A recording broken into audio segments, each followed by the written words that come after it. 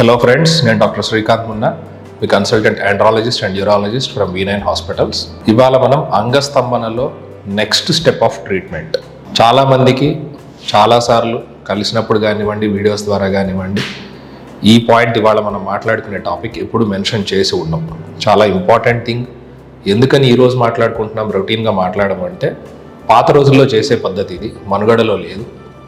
కానీ కొంతమందికి ఉపయోగపడే ప్రొసీజర్ ఇది. సో అంగస్తంభన ఉంది, మందులు వాడాము, ఇంప్రూవ్ కాలేదు, నెక్స్ట్ స్టెప్ ఏంటి? షాక్ వేవ్ థెరపీ తీసేసుకున్నాము, ఆల్రెడీ పీ షాట్లు వాడాము సార్, థెరపీలు ఇచ్చారు, 2 సెషన్లు ఇచ్చారు, 12 సెషన్లు ఇచ్చారు, వారానికి 1 అన్నారు, వారానికి 2 అన్నారు, కట్టేసాం సార్, ఒక 50,000 లక్ష రూపాయలు అయిపోయింది, అయినా ఇంప్రూవ్మెంట్ లేదు, ఏం చేసేయాలి అని వస్తూ ఉండే వాళ్ళకి జనరల్లీ మనం ఇచ్చే next option penile implants. Surgery అంటే భయపడి చాలామంది వెళ్ళిపోతూ ఉంటారు. అంత ప్రాబ్లం ఉందా సార్, నాకు మామూలుగా ఆపదా అని అడుగుతూ ఉంటారు. సో అట్లాంటి వాళ్ళకి టెస్ట్ చేసుకోవటానికి మనం ఒక చిన్న పద్ధతి చెప్పటం జరుగుతుంది. ఇంట్రాకావర్నోజల్ ఇంజెక్షన్స్ పాత రోజుల్లో చాలా ఫ్రీక్వెంట్గా వాడేవాళ్ళు. వాటికి ఉన్న కాంప్లికేషన్స్కి కానివ్వండి, మెడికల్ లీగల్ ఇష్యూస్కి కానివ్వండి, సైడ్ ఎఫెక్ట్స్కి కానివ్వండి, ఆ పద్ధతి చిన్నగా మనుగడలో నుంచి తొలగిపోయింది.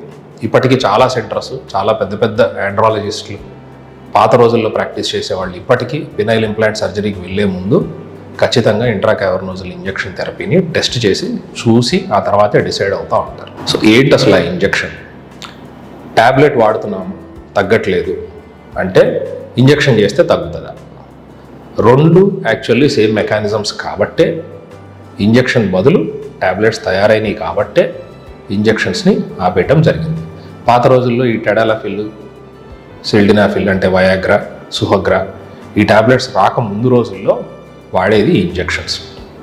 పైప్ టెస్ట్ అని చేసేవాళ్ళు. అంగస్తంభన ప్రాబ్లం వచ్చిందని అందరిని పడుకోబెట్టి వరుసగా ఇంజెక్షన్లు చేసుకుంటూ వెళ్ళేవాళ్ళు కర్టన్ లేసి మధ్యలో.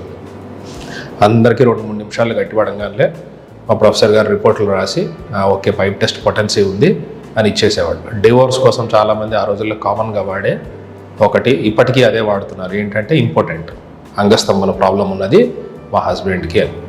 అది నిర్ధారణ చేయడానికి ఈ రోజుకి మనం చేసేది పైప్ టెస్ట్, దాంతోపాటు ఒక డాప్లర్ కొత్తగా యాడ్ అయింది టెక్నాలజీని వాడుకొని. సో దాంట్లో క్లినికల్గా ఒక ఇంజెక్షన్ ఇవ్వగానే గట్టి పెడుతుంది. సో అదే ఇంజెక్షన్ ట్యాబ్లెట్ ఫామ్లో వచ్చింది కాబట్టి ఆ ఇంజెక్షన్ అవసరం ఉండకపోవచ్చు. ఈ ట్యాబ్లెట్ పనిచేయని వాళ్ళకి ఇంజెక్షన్ కూడా పనిచేయకపోవచ్చు అనే ఉద్దేశంతో 95% ఆఫ్ ది పాపులేషన్కి మనం అడ్వైస్ చేయం.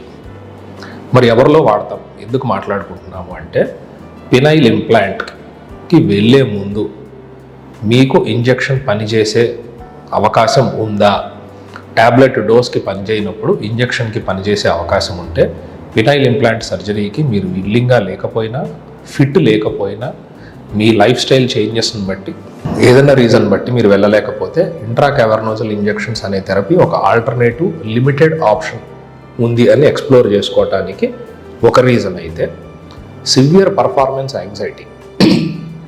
పెళ్ళైన వాళ్ళు, అన్కాన్సమేటెడ్ మ్యారేజ్ అంటాం, పెళ్ళయింది, సెక్షువల్ ఎడ్యుకేషన్ లేదు, చెప్పటానికి అన్నదమ్ములు కానీ ఫ్రెండ్స్ కానీ లేరు, లేదా ఈ కుర్రాడు చెప్పుకోలేని పరిస్థితి, గట్టిపడుతున్నది, నిద్దట్లో గట్టిపడుతున్నది, వీర్యం బయటకు వస్తున్నది, హస్తప్రయోగం మాస్టర్బేట్ చేసుకుంటే గట్టిపడుతున్నది, వీర్యం బయటకు వస్తున్నది, కానీ భార్య దగ్గరికి వెళ్ళినప్పుడు చేయగలనా లేదా అనే కంగారు వల్ల కానివ్వండి, ఇతరత్ర కారణాలు మైండ్లోకి రావటం వల్ల కానివ్వండి, పర్ఫార్మెన్స్ యాంగ్జైటీ, దాన్ని కంట్రోల్ చేసుకునే అనుభవం లేకపోవటం వల్ల అంగం గట్టిపడకపోవటం అనే సమస్య ఉన్న వాళ్ళకి ఈ పైప్ టెస్ట్, ఇంట్రాకావర్నోజల్ ఇంజెక్షన్ అనేది చాలా హెల్ప్ఫుల్ అవుతుంది. ఇందులో 2-3 రకాలు ఉన్నాయి. సింగిల్ ఇంజెక్షన్ ఇస్తాం, ఇప్పటికీ మనం స్కాన్ రాస్తాం, పెనైల్ డాప్లర్ అని రాసినప్పుడు అక్కడ రేడియాలజిస్ట్ కూడా ఒక చిన్న మోతాదులో ఒక సింగిల్ డ్రగ్ ఇస్తారు. 20 నిమిషాల్లో మళ్ళీ దిగిపోతుంది. దిగకపోతే ఇంకొక ఇంజెక్షన్ ఇచ్చి దాన్ని మళ్ళీ నార్మల్ స్టేట్కి తీసుకొచ్చిన తర్వాత పంపిస్తుంటాం. సో ఈ సింగిల్ డ్రగ్గా, 2 డ్రగ్సా, 3 డ్రగ్స్ అంటే బైమిక్స్ అని, ట్రైమిక్స్ అని, ఇట్లా మల్టిపుల్ ఇంజెక్షన్స్ ఉంటాయి. వీటన్నిటిలో బెస్ట్ ఏది సార్ అంటే ట్రైమిక్స్. కానీ ట్రైమిక్స్ చాలా కాస్ట్లీ, ఇండియాలో అవైలబిలిటీ తక్కువ, అండ్ దానికి పెట్టుకునే కాస్ట్ తోటి ఒక 10 ఇంజెక్షన్లు చేసుకునే కాస్ట్ తోటి మనం పెనైల్ ఇంప్లాంటే వేసుకోవచ్చు. So second best option is bimix. బైమిక్స్లో మనం పెపావరిన్తో పాటు క్లోర్ప్రోమజిన్ అనే ఒక చిన్న ఇంజెక్షన్ని కలిపి వైల్ తయారు చేసి పేషెంట్కి ఆయన బాడీ వెయిట్ని బట్టి వచ్చే రెస్పాన్స్ని బట్టి డోస్ క్యాలిక్యులేట్ చేసి ప్రిపేర్డ్ ఇంజెక్షన్స్ ఇస్తాం. ఆ ఇంజెక్షన్స్ ఎక్కడ చేసుకోవాలి ఏంటి అనేది ఎక్స్ప్లెయిన్ చేస్తాం. ఫస్ట్ టైం ఇంజెక్షన్ మనం ఇంది క్లినిక్కే ఇవ్వటం జరుగుతుంది. ఆ ఇంజెక్షన్ తీసుకొని గట్టిపడినప్పుడు సెక్షువల్ పర్ఫార్మెన్స్ అతను చేయగలిగితే పర్ఫార్మెన్స్ యాంగ్జైటీ అనేది పోవటము, నా లోకల్ సిస్టమ్ అంతా బాగానే ఉన్నది, ఒక చిన్న మందుతోటి నేను నార్మల్ అవ్వగలిగాను, ఇదే ట్యాబ్లెట్ ఫామ్లో డాక్టర్ గారు ఇస్తానన్నారు, వేసుకుంటే నాకు రెస్పాన్స్ వస్తుంది అనే నమ్మకము మనం ఈ పర్ఫార్మెన్స్ యాంగ్జైటీ ఉన్న కుర్రాళ్ళకి ఇవ్వగలగటం జరుగుతుంది. సో మెయిన్ ఇండికేషన్ అది.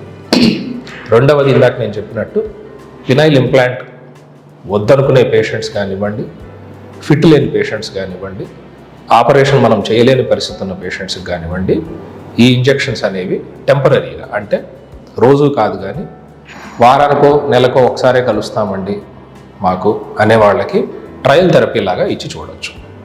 సో ఈ ఇంజెక్షన్ మోతాదులు ఏముంటాయి, ఎవరికి ఎంత ఇవ్వాలి, ఇంజెక్షన్ తయారు చేసిన తర్వాత ఎన్నాళ్ళు దాన్ని వాడుకోవచ్చు, ఇట్లాంటివన్నీ డీటెయిల్స్ ఇంకా డీటెయిల్గా 1-on-1 డిస్కషన్ అనేది బాగా హెల్ప్ అవుతుంది. సో నేను చెప్పినట్టు అందరికీ ఉపయోగపడకపోవచ్చు. ట్యాబ్లెట్స్ వాడుతున్న పని చేయని కేటగిరీ, నార్మల్ సెక్షువల్ యాక్టివిటీ ఉండి వైఫ్తో కలవాలనుకున్నప్పుడే ఇబ్బంది ఎదురయ్యే వాళ్ళకి ఈ 2 కేటగిరీస్కి ఈ ట్యాబ్లెట్స్, ఈ ఇంజెక్షన్స్ అనేవి యూజ్ అవుతాయి. సో ఇట్లాంటి వాళ్ళు డీటెయిల్డ్ డిస్కషన్ కోసం V9 హాస్పిటల్కి రండి. 1-on-1 మనం కూర్చొని మీ సిచ్యువేషన్కి తగ్గట్టు డిస్కస్ చేసి డెసిషన్ తీసుకుందాం. Thank you.